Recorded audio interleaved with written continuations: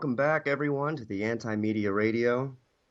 I am your humble host tonight, Jake Anderson, and we got a lot to talk about, but want to have a little fun tonight because, what's the point of this cosmic experiment without a little levity? You know what I mean?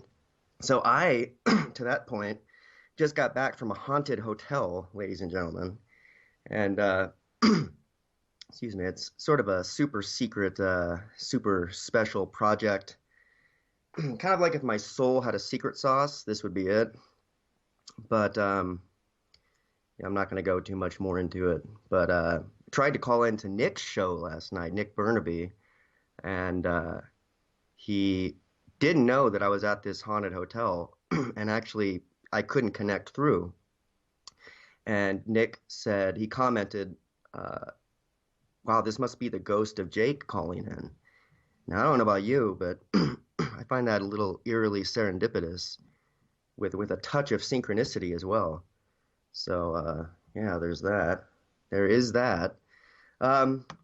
Visiting my family right now, not in my normal abode, which would be Portland, but I'm actually in the mountains in between Albuquerque and Santa Fe. So there's that as well. And what it means is I'm literally face to face with a baby picture of myself. And that's always fun. But yeah. So also it's oddly arousing, which is, not that I'm a narcissist. I'm actually a solipsist, and there's a difference. And yeah, so we got a couple. We have our longtime co-host DB Schwartz, who's going to be calling in soon. He's kind of like the Yoda of anti-media radio.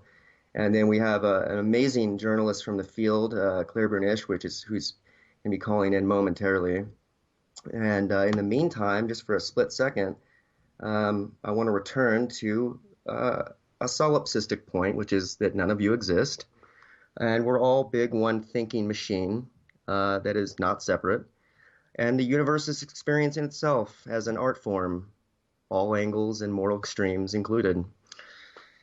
To that point, I just saw the new Star Wars. And what better way to celebrate America than the two great copyright giants, Disney and Star Wars, joining forces to destroy fan fiction once and forever. So there's that to talk about, if there's any nerds in the audience. You are welcome to call in. I probably won't answer because, frankly, the system here overwhelms me because I'm new. I'm a newbie. But I do welcome you to call in, those of you who are listening. And if I don't answer, it means that I'm having a nervous breakdown trying to figure out how to deal with the system. So I'm going to try and patch Claire in here in a minute. And but because I want, when I'm on here, I talk about esoteric philosophical stuff. And I sometimes try and keep myself out of the fray a little bit, in terms of not wanting to sully my sweet face with the vagaries of politics and this vulgar world we live in. I like to stay up in the philosophical realm and in the conspiratorial realm down below. We got our longtime co-host DB Schwartz, who's going to be calling in here momentarily. And DB, you there? Yeah, I'm here. Yeah, how you feeling, buddy? Not too bad, man. Just everything that happened yesterday has now been fully digested and processed, and yeah, I think Claire's online too, right? I want to get both of your opinion on kind of what went down with this failed experiment of the Electoral College again. Claire, are you there as well? Yes, I am. Excellent. DB, what was your take? Well, I mean, it when you look at the function, which was to appease the South, essentially giving them more voting power than they had population, and counting their slave population as 3/5 and so on and so forth, then you see that it needs to be definitely brought up to modern use, I guess you could say. At the same time, you don't want these super cities, these Agenda 21 hubs, to become the voting blocks that are the only thing that matters in the future. The people that grow our food and mine the metal we use and do all the stuff we need to keep the economy pumping, maybe they're only 46% of the population, but their voice deserves to be heard. Claire, how you doing? Doing pretty well. I got sick on top of being sick, so this is interesting. Double sick, double whammy. Okay, well, Yes. but I know, but if I know you, there's no way you would even take a day off from politics, or not from politics. You're actually post-political, but either apolitical or post-political. I'm not sure which. But what was your take on what went down yesterday? Not excluding the assassination. Yeah, I was gonna say that was really the huge story, because you had the assassination of the Russian ambassador to Turkey, and also another Russian envoy in Moscow on the same day. So what that appears to be is, and you know that I'm not a big fan of tinfoil, but it appears to be kind of a CIA deep state sort of operation in effect, the last-ditch effort to make sure that the U.S. still has some sort of wrangling in the deposing of Bashar al-Assad in Syria. That's what it looks like. I mean, this is obviously very fresh. So you don't have to want tinfoil, because in communist Russia, tinfoil finds you. You know what I mean? Yeah, that's Find true. you. It find you. So yeah. Yeah, I mean, as far as the Electoral College, so I had actually written an article predicting, I took a leap of faith, and I predicted that there would be an Electoral College coup. The irony is that there was a small one that was thwarted, but it was actually for the electorate who was going to vote for Clinton, who voted for Bernie Sanders. And of course, they wouldn't even give him that. But I had predicted that there would be a coup, and what better year to predict it in? David Bowie and Prince die.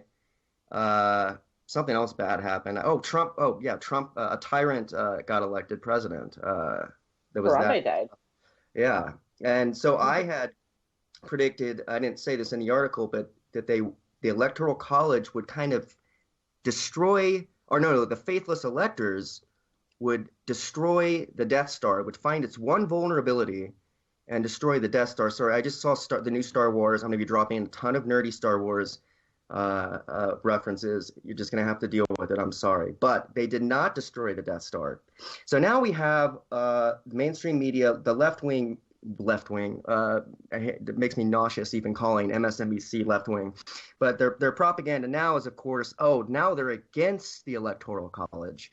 They're against the Electoral College. You know what? That has such disgusting irony to it, given that they have been long supporters of the Electoral College, because what it did is it basically made it impossible for third parties to be a part of the system.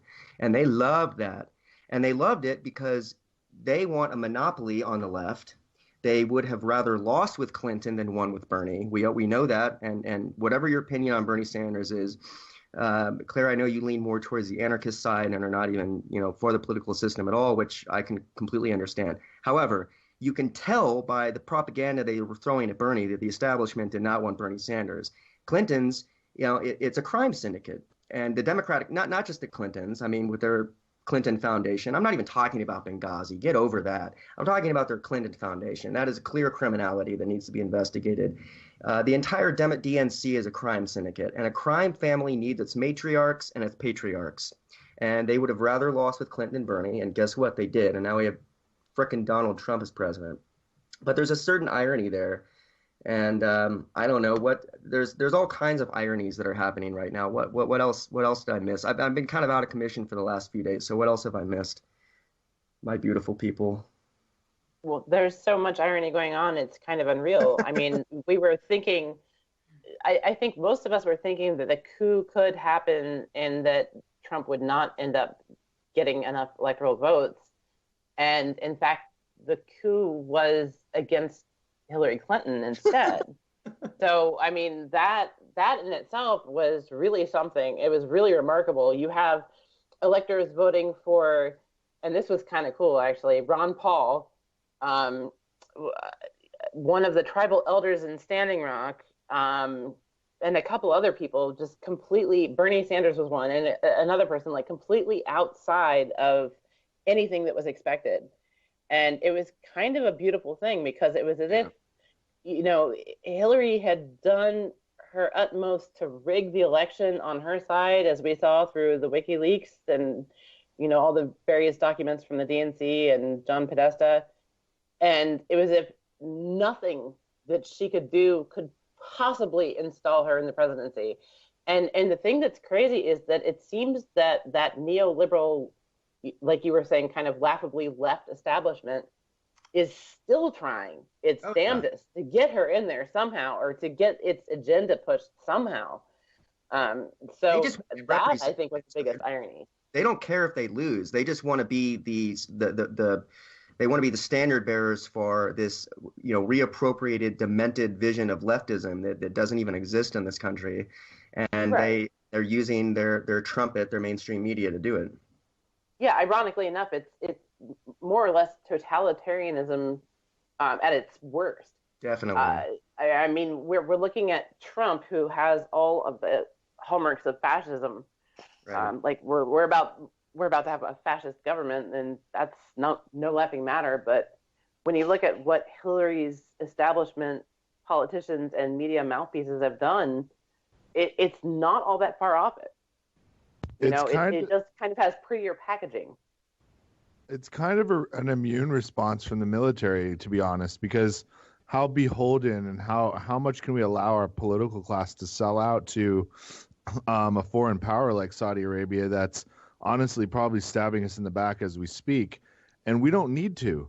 Rex Tillerson, as the new Secretary of State, the CEO of ExxonMobil, where they are basically defining slant fracking. We don't need Saudi Arabia anymore. Saudi Arabia is about to go up in a poof of smoke overnight. So I think people don't understand. It's a paradigm shift. And Claire's right. Fascism is going to come in with a smile in a business suit. People are going to have great money and jobs for this really, really short-term 1 or 2 year boom. And then guess what? China's going to come calling with the war drums. I mean, we put it off for a little bit. But if there's one thing Trump maybe did, Jake, and I know you'll agree with me on this, if he could galvanize the left again, make I guess we can call them at this point, the baby boomers or the aging boomers, but maybe they got one last hurrah in them. Well, maybe, and I speak to my mother about this a lot because she's a recovering Democrat as well, and she defected from the Empire, and she's like here's another Star Wars reference, like part of the Rebel Alliance now, but she what was my point before I just made a fool of myself? She's ready to fight. She's ready to fight. She actually is, and it's interesting because for so long she was part of that kind of I don't want to say bourgeoisie in terms of like actual referring to money, but that kind of like bourgeoisie democratic attitude of as long as our guy wins, who supports these kind of house of cards social liberty issues, it doesn't matter whether we destroy the economy with neoliberal policies, whether we destroy the world with neoconservative policies. It doesn't matter so long as we have these pet issues like gay marriage and pro-choice, which are important and not, But they are definitely abused and used by the deep state. I know we're going to get into this, but of course, yeah. The agenda is really simple. It's just, there's no conspiracy to say that, Goebbels or Goebbels, however you want to pronounce him, he wrote the handbook, man, and the handbook came over with paperclip. It never stopped. It only refined. Too, by the way.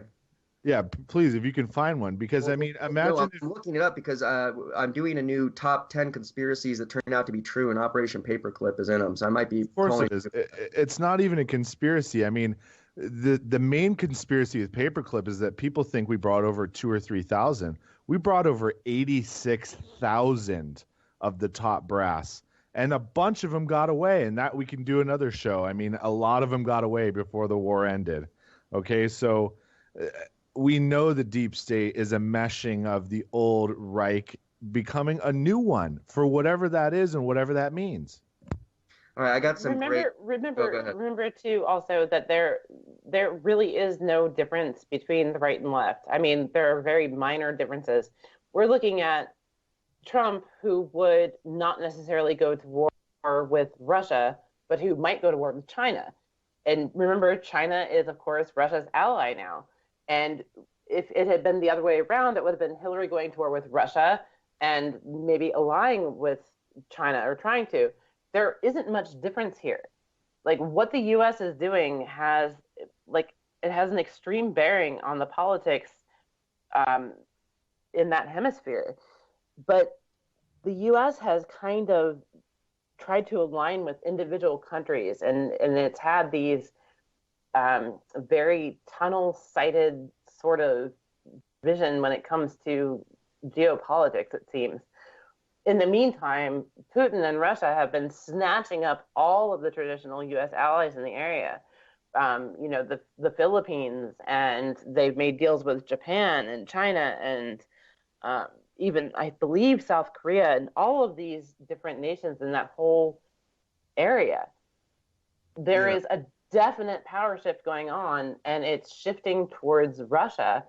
And Russia has done nothing in terms of aggression towards the U.S., and not significantly. And the U.S. we're looking at a dying empire. Like, by every indication, almost every analyst that you can actually kind of read and, study says the same thing. This is the dying of an imperialist empire. Absolutely. And it has all of the hallmarks of that, and we are going downhill, and the last gasps of this empire are when the propaganda is absolutely flagrant, yes. Like we're all seeing with this like fake news thing and stuff. And we're seeing it like desperate to grab hold of anything that it can. We see, the assassination of these Russian diplomats, and we see these strange alliances forming, and we see this narrative about Aleppo and genocide that's absolutely and fundamentally untrue. All of this going on because the U.S. is not going to be a superpower for much longer, but it wants to hold on to that power, and it can't admit defeat, turn tail, and walk away like the British did at the end of its colonial empire. If the U.S. did that right now, we could stand a chance to kind of recover and not suffer too terribly. I'm not sure our karma credit is very good, to be honest with you, but no, it is absolutely not. But there would be a chance for us to walk away, and we're not taking it. The propaganda has hit full stream, and according to this small site, it's www.google.com. You pronounce his name Goebbels. Yep, there you go. Reich Marshal or something. You guys are going to eat these quotes up like sardines with a dash of lemon and pepper. I mean, what is it? Is it like the playbook for our government, Jake? It's the playbook for propaganda in the deep state, and there's actually more of them than I thought. And this first one, let me start with a couple humdingers. Okay, and for context, for people who don't know, Goebbels was like a chief officer of Nazi Hitler Germany. So chief propagandist for so something like Karl Rove of the Americans. One other thing for that too, to chime in real quick. Yeah. You got to look back to it. What was this population that fell sway to them? They were among the most penalized. I mean, if we went into a depression, wouldn't people do almost just about anything to just get out of that? Yeah, I mean, I don't know. I don't want to think about it, but I'm pretty certain we're headed towards that. And all I can do is hope for the best. Hope that people wake themselves up in time to prepare for it. And the similarities are absolute. I mean, there's a reason. There's a very valid reason people are comparing 1930s, like early Nazi Germany, to what's going on right now. We have right now stratification of wealth to such an extreme degree where people are basically working as slaves on like the largest end of the spectrum, and others are profiting wildly and in control of the rest of us. And we're looking at a government that doesn't nobody's happy with what was going on under Obama in the end, not really. And you have Trump come in like kind of as a surprise demagogue candidate who has so much charisma, just like the Hitler figure. Yeah. He comes in and kind of he addresses the people who feel like they had been unaddressed for maybe a decade even. Yes. So he absolutely. comes in as like the savior, which is exactly what Hitler did. And he's trying to he will capitalize on it. And the problem with Trump is his unpredictability and the fact that he feeds off of, and I've said this like 1,000 times, he feeds off of what his supporters kind of rail against. So rather, everybody says he's such an unpredictable figure, and that's because he has no set ideology necessarily. He's kind of an establishment figure. Yeah. He's long-term friends with the Clintons, but he feeds more off of what his supporters kind of catch about him. So if he says something flagrant or racist or kind of insane, which is not uncommon, and he gets a good response from that, then he runs with it, and that's what the problem is, because that's what Hitler did. The most dangerous comparison, really, in my opinion, is that Trump has the same kind of squads that would do his bidding for him the same way that Hitler did. He can afford private army. That's already playing out. It's already playing out. The intimidation we saw at the rallies, that's all very Hitler-esque stuff, and people pointing out at the time. So I want to get into these quotes here by Goebbels, and a couple of these are humdingers. If, of course, everyone's heard this one. If you tell the same lie enough times, people will believe it, and the bigger the lie, the better. Now, I think that one goes for false flags, personally, but here's another classic. Propaganda works best when those who are being manipulated are confident they are acting on their own free will. Now that encapsulates America perfectly. Now this one I found really interesting. Actually, first, another humdinger, and I'm going to stop using that word officially now forever. So Goebbels, chief propagandist for Nazi Germany, said, "A lie told once remains a lie, but a lie told 1,000 times becomes the truth." I know Mainstream media. Mainstream media. Exactly. So this one was interesting, and I actually like it more than all the others because it gets into some kind of granular detail that I think is crucial and very fitting with the American esoteric liberal elite. So this is Goebbels again. "There was no point in seeking to convert the intellectuals, for intellectuals would never be converted and would always yield to the," I'm assuming he's referring to the N-word, "and this will always be the man in the street. Arguments must therefore be crude, clear, and forcible, and appeal to emotions and instincts, not the intellect. Truth was unimportant and entirely subordinate to tactics and psychology." The liberal elite, basically conservatorship at universities has been set up so absolutely perfectly to be taken down. You can imagine 10 years being swooped up. January swooped up, 10 years will be absolved. It will be both my parents taught in academia. They're both a little bitter towards it now, but I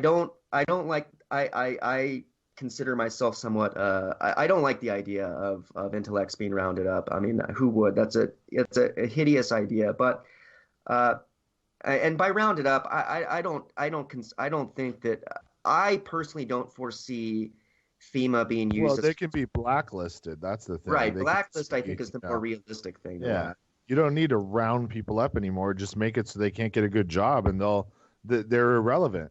I mean, the only relevancy you have is your money. It already is that way in academia. My ex-husband was an adjunct professor, which is what I think 74% of the people who are in graduate school are.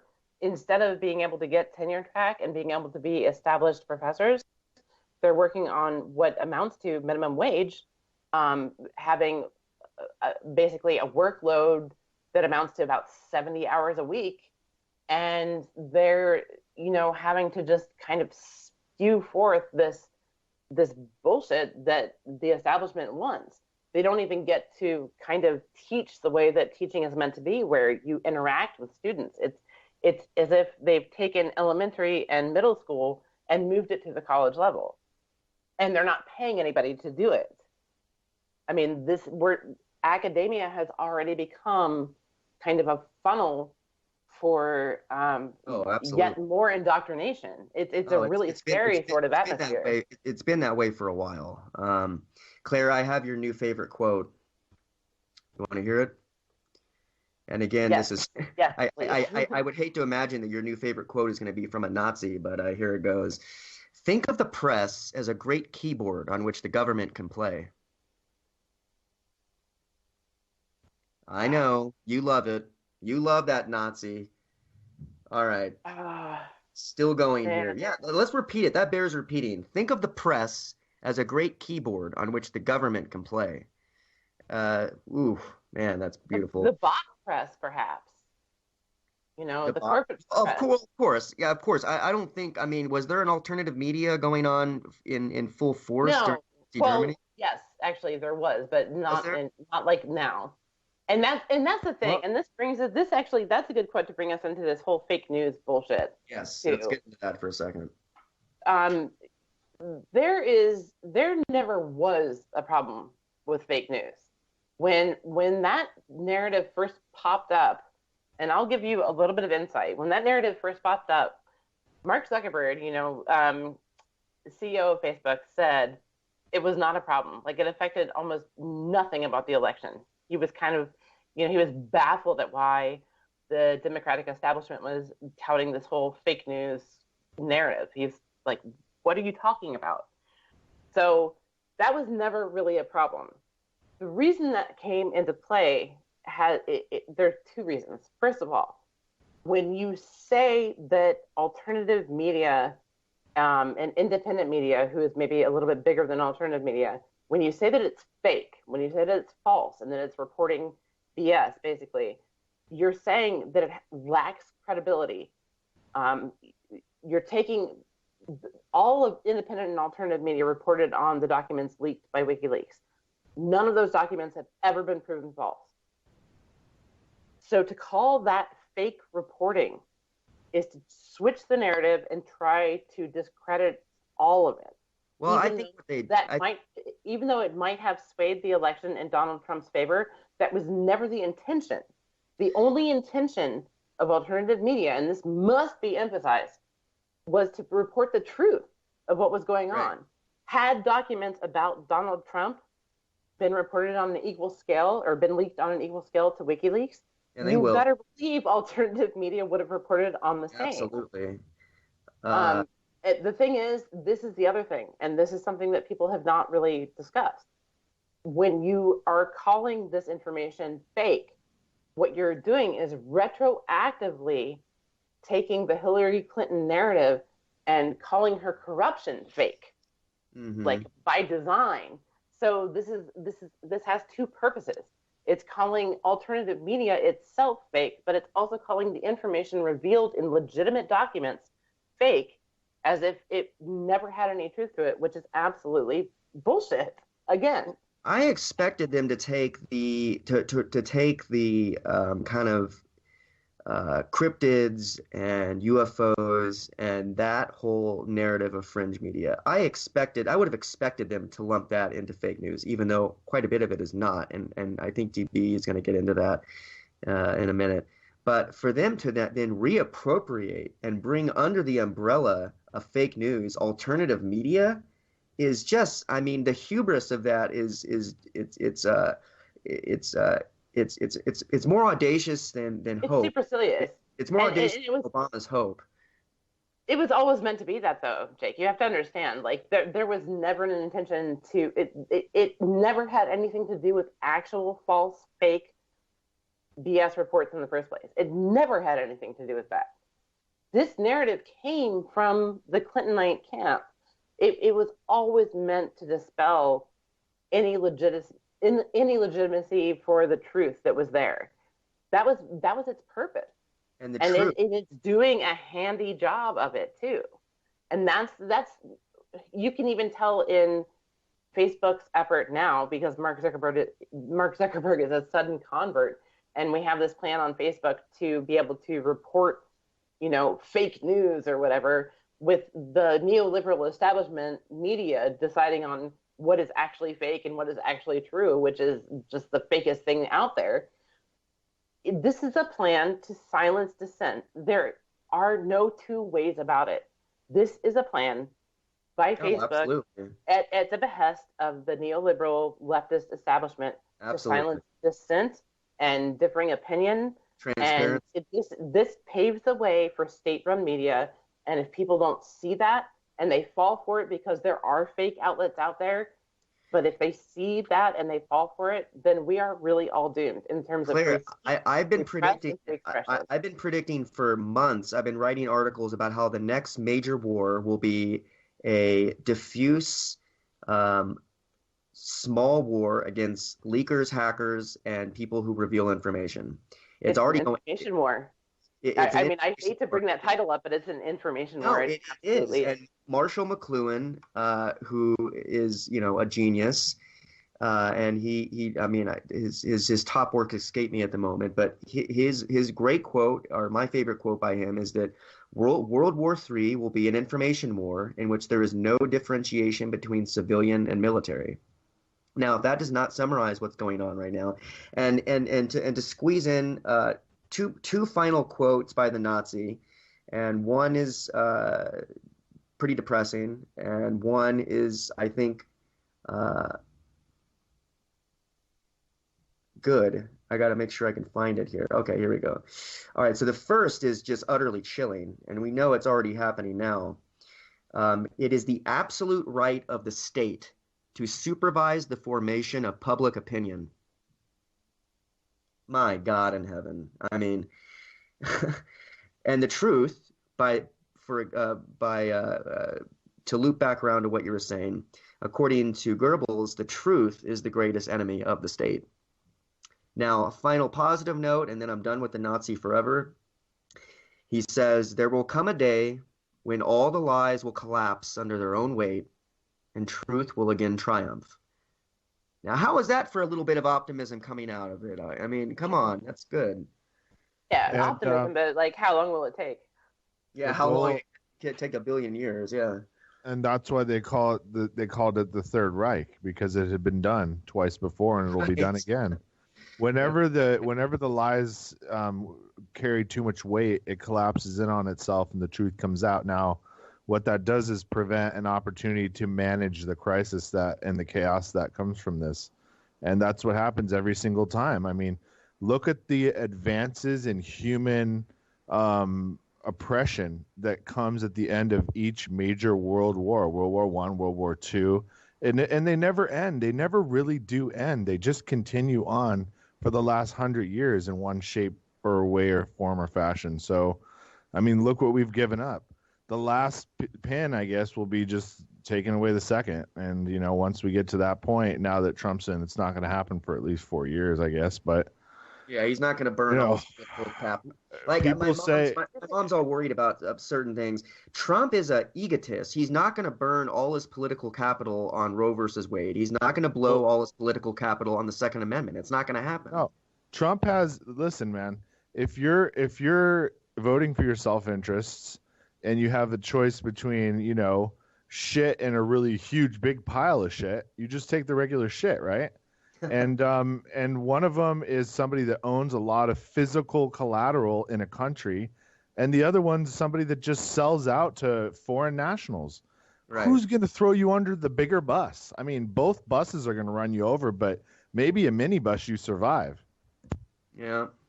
I think that I think that the peril here is that both Hillary Clinton and Donald Trump have been kind of underplayed. They've been undercut.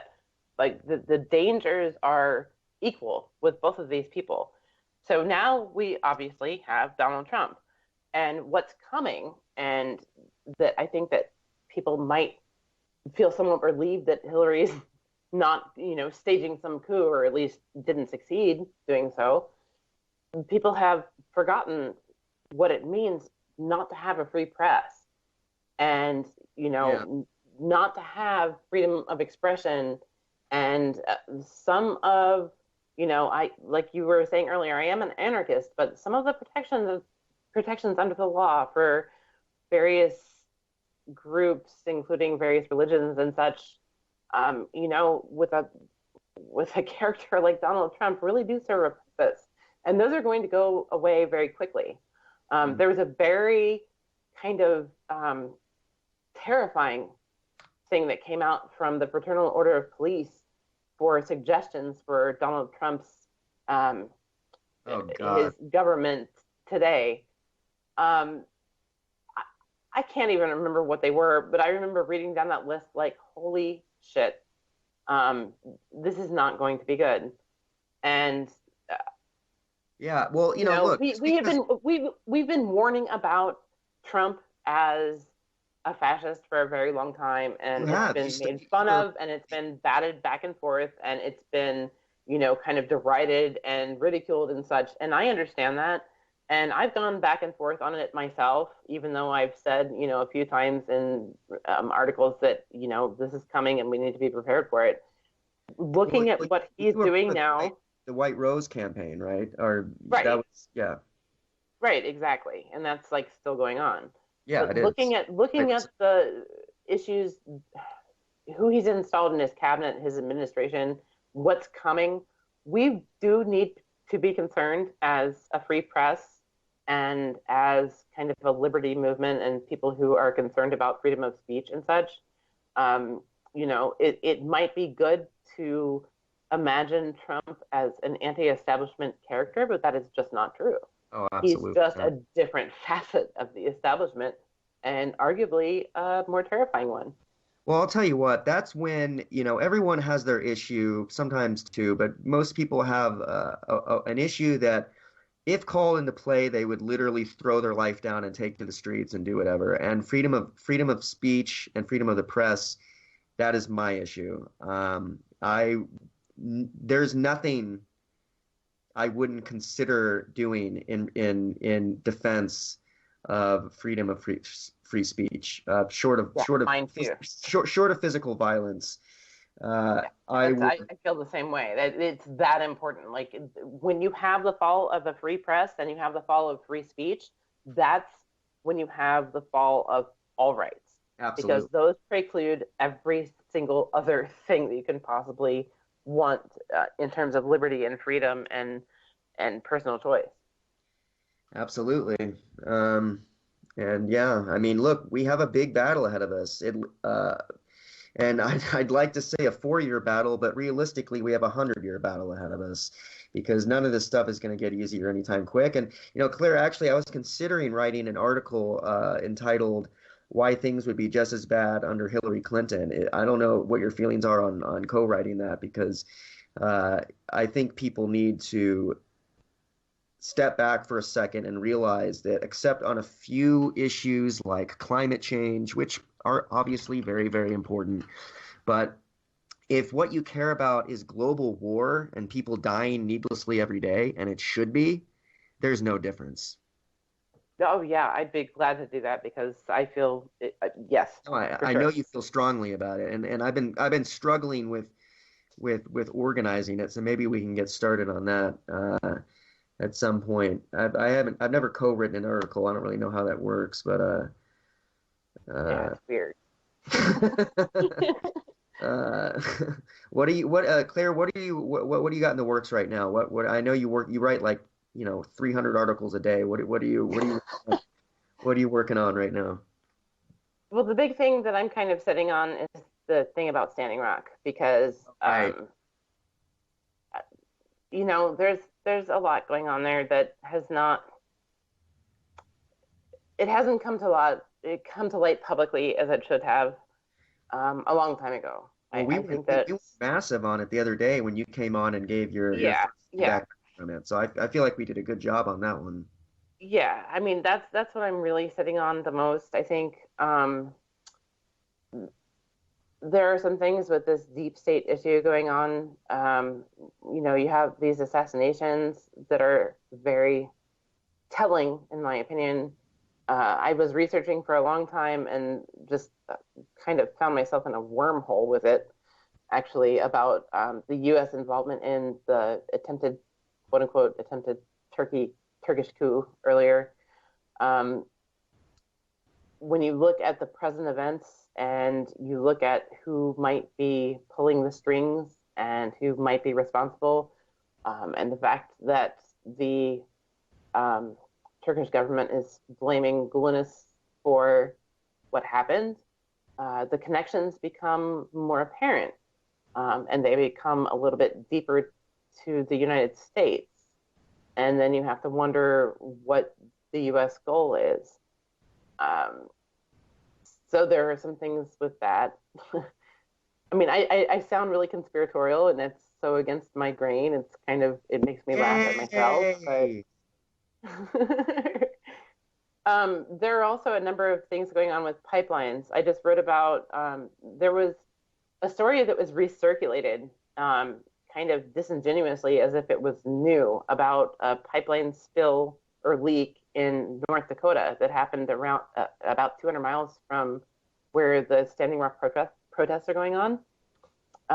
And it turns out that this was one of the biggest oil spills inside the U.S. in history, the size of 13 football fields and nearly 1 million gallons of crude oil in a wheat field in North Dakota.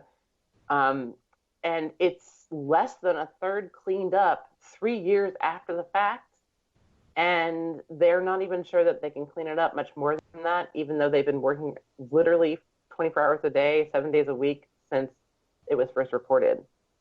But my cleanup drones. There's a big movement now, of course, to oppose new pipelines. And it's really valid because there's kind of both an oil glut and we're approaching peak demand for oil. So there's really no need to create these pipelines, to construct these pipelines. And when you look at spills like this that are just absolute monstrosities, they've had to dig up 50 feet into the ground to deal with this oil spill, then it becomes clear why the people are protesting Dakota Access. Like, it's fine if people want to be all pro fossil fuel. I have a problem with it, and I think a lot of people do as well. But if people want that, that's fine. But when you look at the results and the fact that these pipelines simply are not safe for the world, there's a really valid movement against this. And they also represent.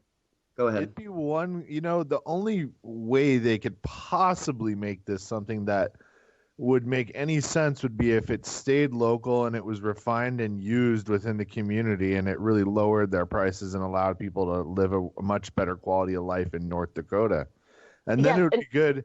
It'd be good for our national security too, because we could stop importing freaking oil. But if they don't do those things, then no. That is the exact point, and I'm glad you brought that up, because in order for Dakota Access to get the legislation necessary for it to be profitable, the people behind the scenes, including ex-Texas Governor Rick Perry, had to manipulate legislation and stick a rider into that notorious omnibus bill last year that lifted a ban that was in place since 1975 on exporting unrefined crude.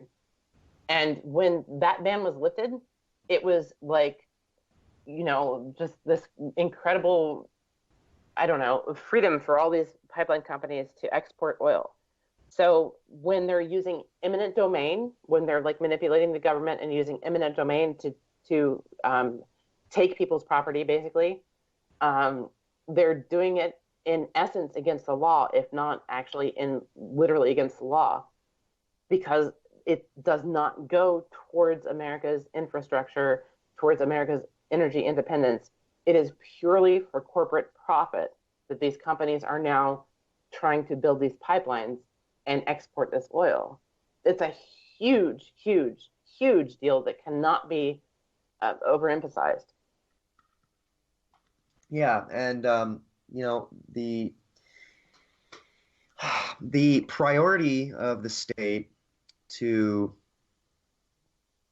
side with corporations on everything over the public good is, of course, one of the great crimes of our time. Worse than Madoff, worse than Panama Papers, worse than these little limited hangouts we've, well, not Madoff wasn't a limited hangout, but it's just an asshole. But it's one of these great crimes that we have legal code being written. It started with the Patriot Act. It will be continued under TPP, and if TPP is scratched, it will only be, taken back to the drawing board and worked up in a more palatable way. Trump is not actually against free trade agreements. He's against free trade agreements that don't make him rich, and that will be changing. But the priority of corporations over public land is one of the great crimes, and of course this harkens back to literally centuries, if not longer, of crimes against humanity, against indigenous peoples, and it's coming to the forefront here, and we're seeing one of the great fights of our time at Standing Rock right now. And Claire, it's so awesome that you partook in it. I'd say I'm jealous of you, except I worry about my health, and I'm worried that a water cannon would have shot me and hurt me. And no, I'm kidding. It's not actually disgusting thing. I wasn't really trying to joke about it, but it's no, but yeah. Have we gotten didn't you say we got a health update on the woman who got drilled down to the bone with the water cannon? There's a fundraiser for it, right? Yeah, there is, but she has skin grafts and stuff. This is the thing, though. This needs to be emphasized too. Sophia Walensky, she does need help, and of course, everybody sympathizes with her. I mean, I can't even imagine having my arm nearly blown off by the government. That's atrocious. But yeah, what for has no been reason, kind of, too. but what has been kind of underreported in this same incident, there was a Native woman, Susie, is what she goes by, and she has now lost vision in her eye because she was hit with a what is believed to be a tear gas canister in her eye, and her retina was severed. And at first they thought they could save it, but they have not been able to, and she's undergone several surgeries now. She was going to get help from some Cuban doctors who had come specifically to help her, but she does not. And this is where we get into the issues of Native Americans and indigenous peoples with the U.S. government, because she does not have health care insurance. Right. She does not have the help, and she has a GoFundMe, but it has not been as successful as Sophia's. And Sophia has health care. Well, so there's a huge glaring difference there, and it needs to be said, because otherwise she's going to be, unless she has an eye transplant, she's going to be blind forever in that eye. I was gonna say, actually, the incredible irony of the government taking her eye out, and then now she needs private health care that otherwise she would be bankrupt for 600 years in order to pay for that, and this is their recriminations are so paltry. Anything that they could do at this point would not be worth writing home about.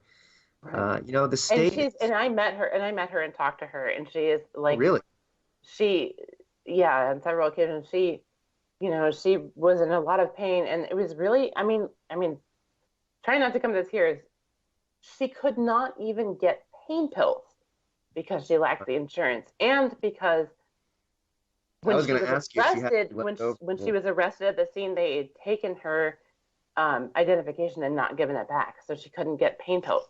She couldn't even get like basic opioids or anything to deal with the pain that she was going through, with like the loss of her vision and like this grenade to the eye, basically.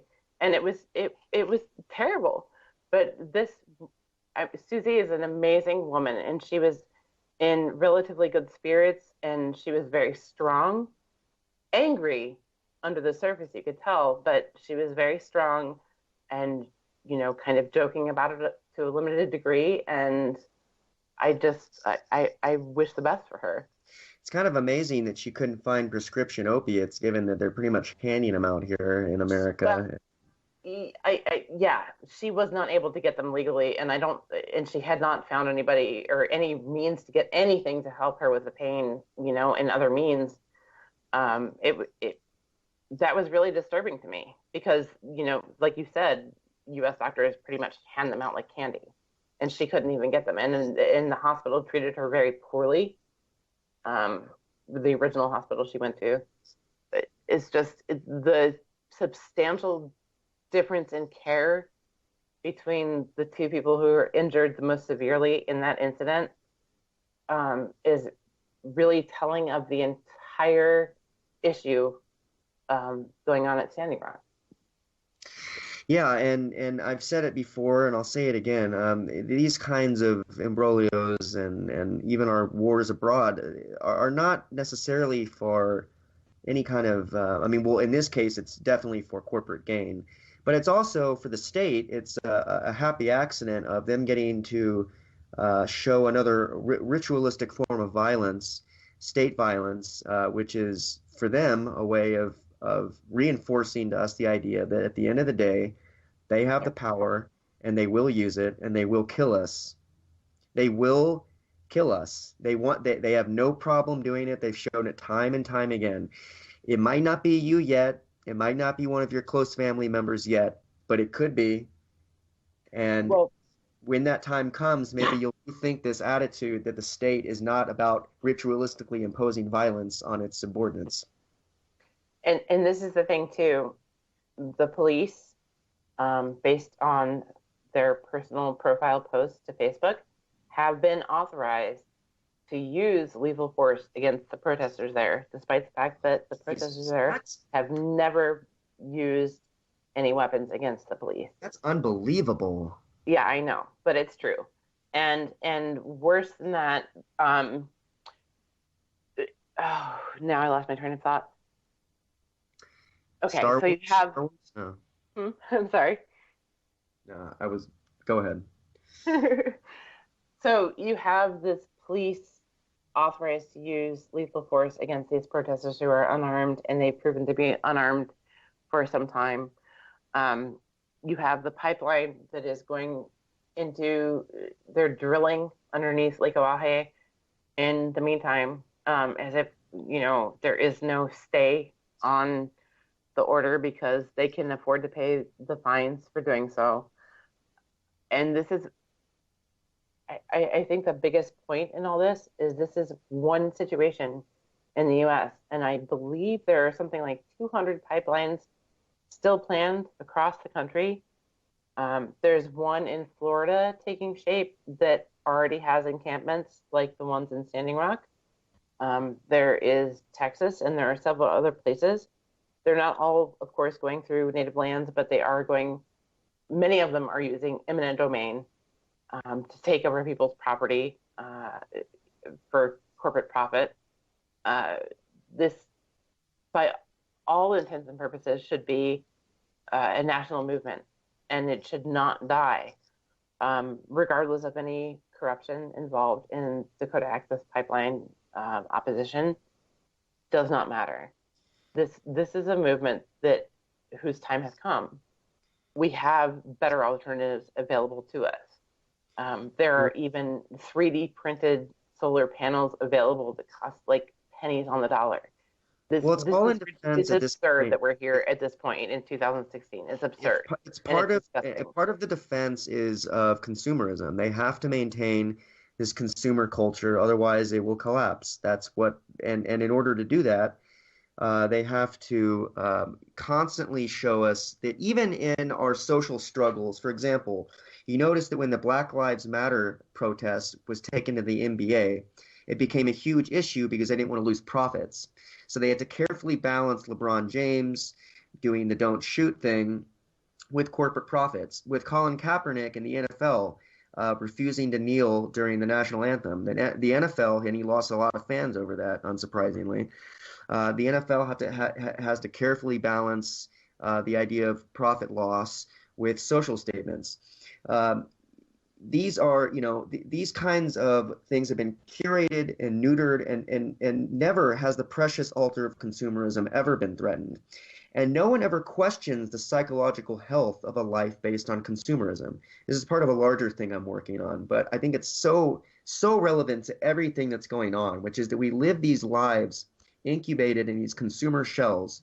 And when it comes time to take on real life issues that don't have a dollar sign attached to it, it becomes virtually impossible for people. They become paralyzed in their tracks. And I think we really have to start cleaning up the toxicity in our mental environment right now. And it starts with all of these issues, and at the core of it, it starts with what we consume. You don't like the vote? Vote with your dollar. I know Cassius and us were talking about that a while back. Vote with your dollar.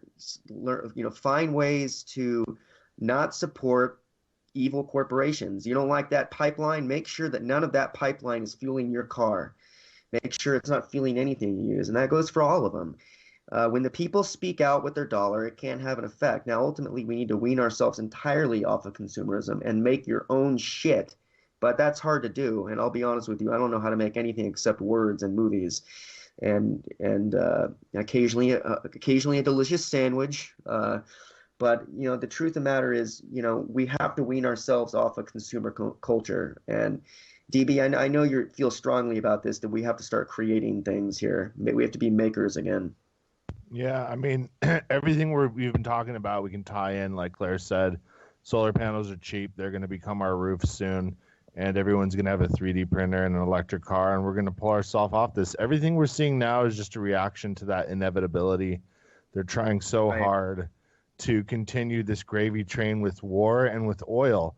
Those two things are synonymous. Without oil, there is no war. Once we get off the oiled teat, there is no war. Once we stop fighting, the whole world will stop fighting. I promise. Then we're going to reach. You're right. We're going to reach for the stars once we stop fighting, man. It's as simple as that. And you are quite literally correct with that. But it's the same with tobacco and petroleum. They're just literally weaning the last billions of dollars off of people. With cigarettes, the cigarette war. Next up is a carbon tax. Listen, they made a decision. They thought World War III would be the way to go. They realized they couldn't win. Next up, carbon tax. Well, yeah, there's that. All right, everyone, be good to each other. May the force be with you. Thank you, Claire and DB, as always. Brilliant thoughts tonight. Have fun. Have fun before it ends.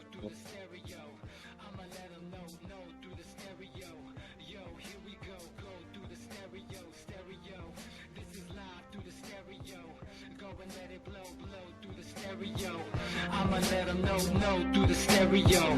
Yo, here we go through the stereo.